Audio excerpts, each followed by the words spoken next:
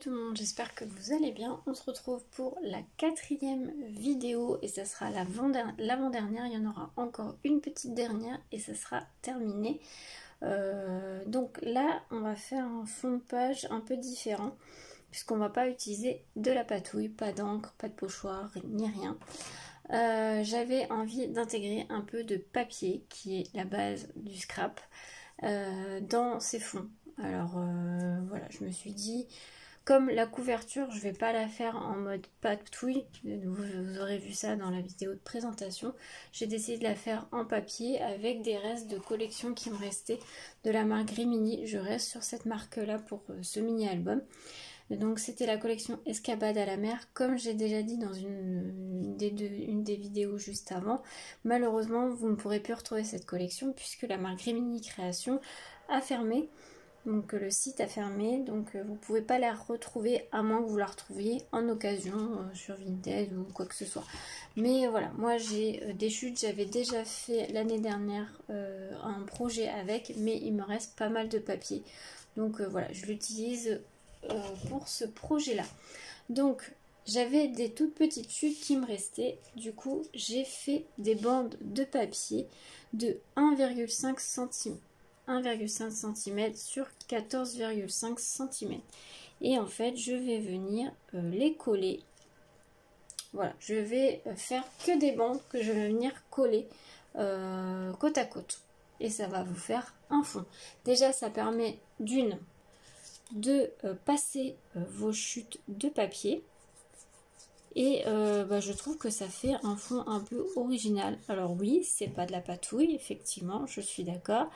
Mais voilà, j'avais envie d'utiliser un peu aussi le papier qui est aussi la base du scrap. Hein, ce pourquoi on adore travailler le papier.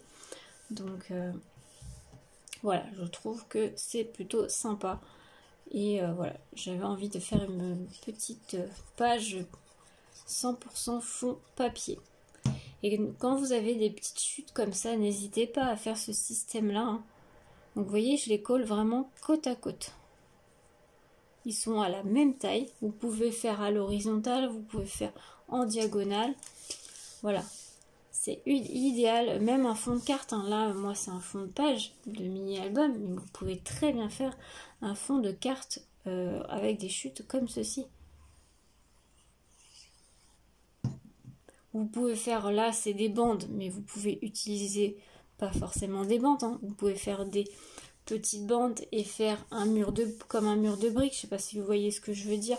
Vous faites des tout petits bouts et vous les placez comme un mur de briques, tout simplement. Là, je vais mettre celui-ci.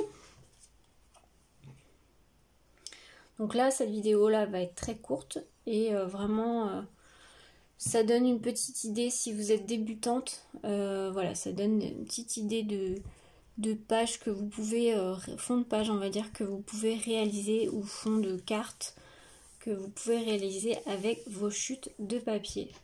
Là, moi, c'est des chutes de papier de la même collection, mais vous pouvez mélanger les collections. Bien sûr, il faut quand même que ça se coordonne au niveau des couleurs, parce que sinon, ça va pas faire très très joli. Mais voilà, ça peut très bien se faire aussi. Là, moi, c'est de la même collection. Donc, les couleurs sont coordonnées. Et on va en mettre une petite dernière qui est la même que la première. Je trouvais ça sympa. Ça fait une sorte un peu d'encadrement.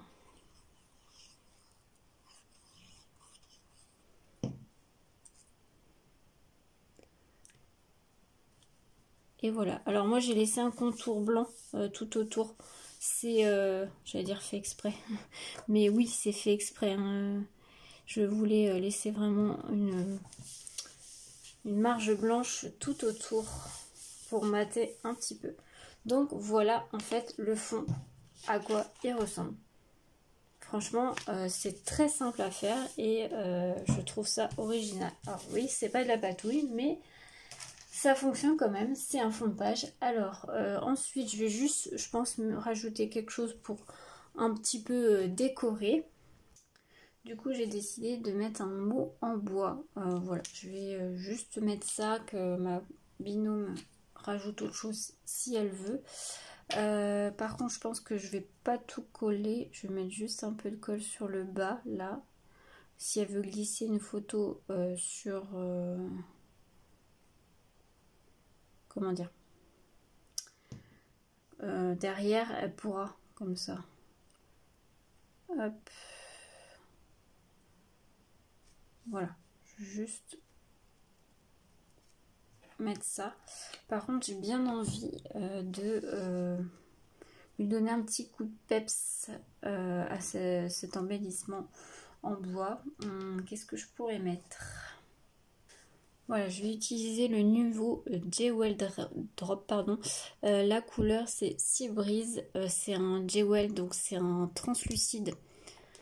Donc je vous montrerai le résultat, vous l'aurez vu je pense dans la vidéo de présentation.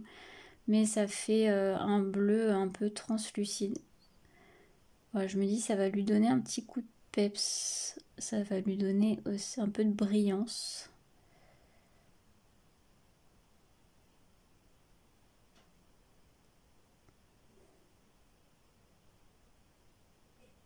Voilà.